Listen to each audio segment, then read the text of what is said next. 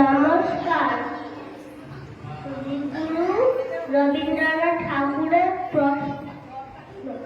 মাগু আমার ছুটি দিতে বল, সকাল থেকে পড়েছিলেন মেলা।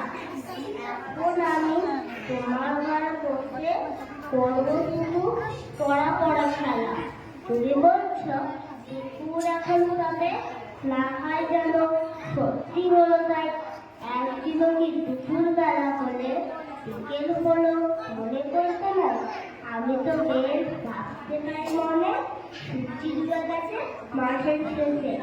বাস্তি বুড়ি চুপড়ি ধরেছে, শাক তুলেছে পুকুর ধারেছে। আধার হলো মাদার গাছের তলা, আড়ি হয়ে এলো দিঘির জল।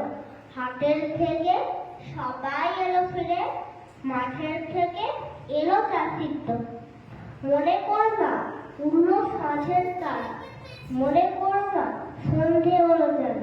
রাতের বেলা দুপুর যদি হয়, দুপুর বেলা রাত হবে না কেন? নমস্কার।